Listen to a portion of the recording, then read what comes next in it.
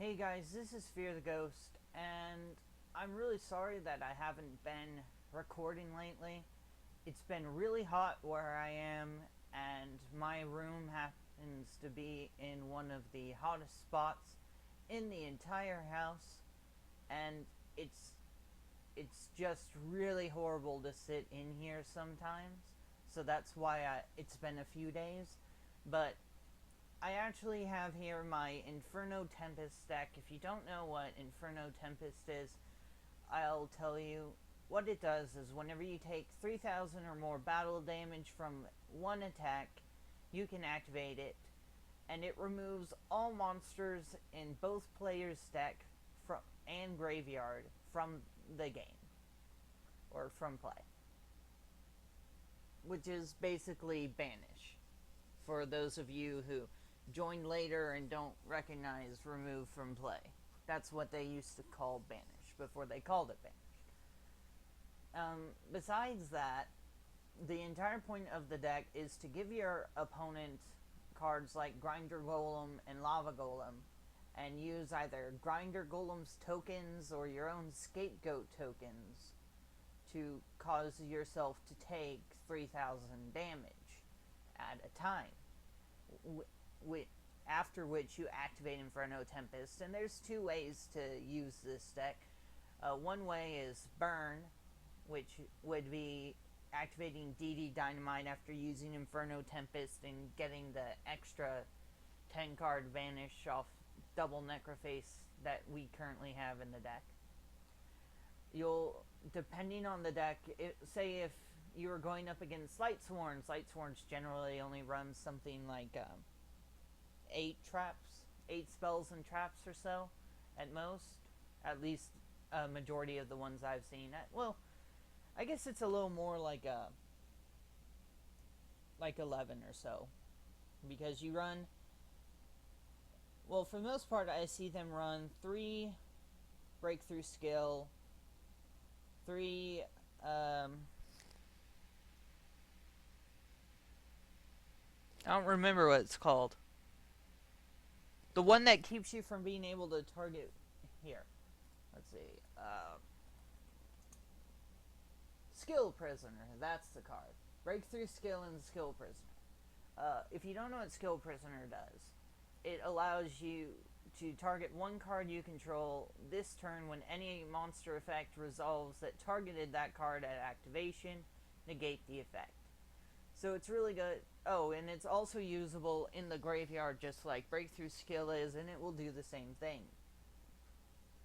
However, its secondary effect is usable during both players' turns, unlike Breakthrough Skills.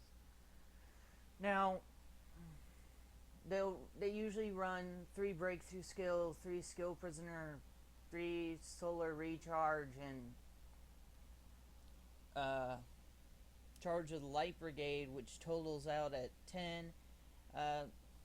Sometimes they'll run cards such as Beckoning Light and Monster Reincarnation. I've seen both of those. And I mean, they're good cards, don't get me wrong. But that usually totals out a majority of their counts at around 10 to 12 cards. So if they draw a couple of their spells and you get this effect off, then it's going to literally banish their entire deck, and they're going to lose the next time they're supposed to draw. But what the deck does is, obviously you have Macrocosmos and Dimensional Fissure. You have 3 Banisher of the Light and 3 Banisher of Radiance. Sorry about that. Because Dimensional Fissure and Macrocosmos are currently limited. 3 card D so you can draw the cards you need. 3 Grinder Golem and 3 Lava Golem because they're what you need to activate Inferno Tempest. Inferno Tempest is the main card in the deck. You have 2 Necroface. Usually you want to have them get banished somehow. Dimensional Fissure, Macrocosmos, 3 Gravekeeper's Servant. If you don't know what Gravekeeper's Servant is supposed to do in conjunction with this deck, what it will actually do is that by having this card and either Banisher of the Light, Banisher of the Radiance, Dimensional Fissure, or Macrocosmos active, your opponent will not be able to attack you so long as you have this in one of those. The reason being that your opponent cannot declare an attack because their card will not be sent to the graveyard. They cannot send the top card of their deck to the graveyard, therefore they cannot attack you because they're unable to declare an attack unless they send it. Next up, we have 3 Scapegoats. They're 0/0 tokens, and they're also good for holding off your opponent's attacks until you have either Gravekeeper's Servant or the other key cards you need. 3 Jar of Greed, 3 Legacy of Yatagarasu to draw extra cards. It's the same reason Card D is in here. You have your 3 DD Dynamite.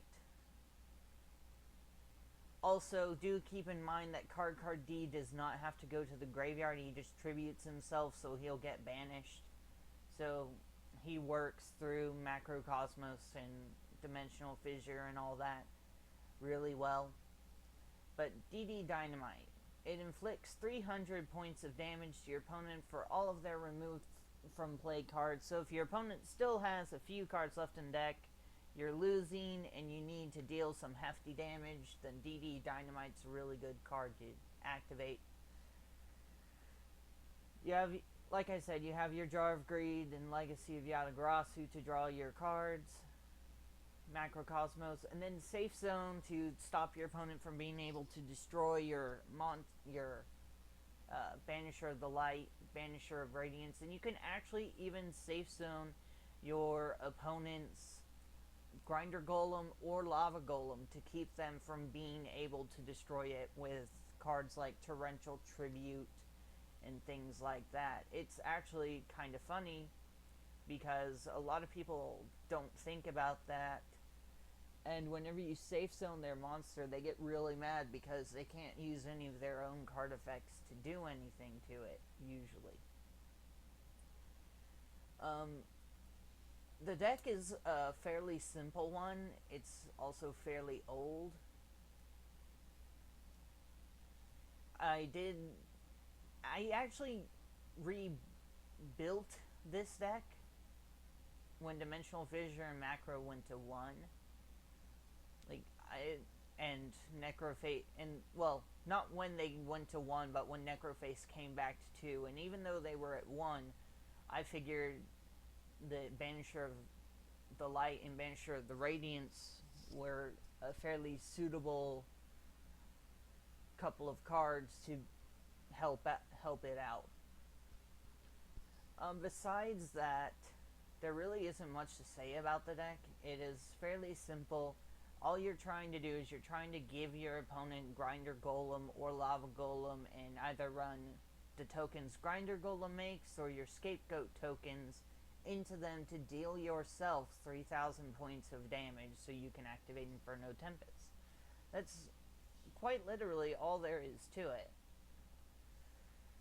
There's certain decks that really won't care after you're done because they don't run all that many monsters or they have monsters that like to be banished. But most decks don't generally like going up against this kind of deck because once all their monsters are gone from their deck and graveyard, they're going to have a bad time. Do keep in mind that this has absolutely no effect at all on the cards in either player's hand. It doesn't do anything like that. Also keep in mind that your opponent, even after you do this, will still have the Grinder Golem or Lava Golem on their side of the field. So, if you don't have a way to stop them afterwards, you're going to have a fairly bad time trying to do anything. So do keep in mind that once you give them the card, they're still going to have it. You can activate your Inferno Tempest and all that, and your opponent will still have the Grinder Golem and the Lava Golem, which are 3,000 point monsters. Yes, you do have your Gravekeeper's Servant and you have your DD Dynamite, and for the most part, DD Dynamite will kill a majority of decks after activating Inferno Tempest. You'll usually be able to beat them after that. However, you may not have these, and if you don't have these, you're probably not going to actually be able to win, even after getting off Inferno Tempest, because you will be leaving your opponent with a 3,000 point monster, and you're not going to have anything to really draw into either, because you also get the after effects of Inferno Tempest and the 10 card banish from your own Necroface. So unless you have DD Dynamites and a Gravekeeper Servants and all that left in your deck after using these effects, then you're not going to be able to do anything yourself. So this deck is actually really risky to play. It hurts both players a whole lot. You're just the one who can gain more advantage from it, if that really makes any sense. But besides Inferno, I do have a lot of other decks. I'm actually going to give you a brief update about what I've been doing. Like I said, I haven't really been on my computer at all. And that's true, although last time I was on my computer, I did make actually a couple of decks for Academy members of the Academy I'm currently in. Tellar Warrior, which uses the new Tellar Knights, as well as other warrior monsters. And it's a pure warrior deck, both main deck and extra deck. I do have a MX Saber Invoker, because I run Marauding Captain and Immortal Bushi, and you can actually use it to special summon Roz, who can top deck one of your other warriors after using his effect. I run 3 Celestial Auras, so you can get the effects of cards like Roz, Goblinberg, Marauding Captain, and Armageddon Knight off, and then be able to activate Celestial Aura and special summon the Tellar Knights. I also have Solidarity for that attack boost, Foolish Burial for dumping Bushi, and possibly one of the Tellars, depending on what you need. Reinforcement of the army, obviously, and it is coming back to 2 if you didn't know, so that's fun as well. Yang Zing are going to become a problem deck really soon. You may not have been thinking they were going to really do all that much. Well, you're wrong, because they're going to have access to Goyo Guardian, and they can make it immune to both spells and traps. So I hope you guys have fun with that. And the deck's fairly simple. I'm going to go over these in more detail later. Archfiend Eaters, Level Eaters, Mathematicians, Synchrons. These are all mainly for just options. And these are decks that I created for my fellow Academy members. And I feel that they're not necessarily overly powerful decks, but they are decent decks, and I built it how they were asking me to. One asked me for a pure warrior deck that could use XYZ's infusions. Well, I said that I didn't really know about any deck that could be pure warrior and do both fusions and synchros. Oh, and they said no heroes.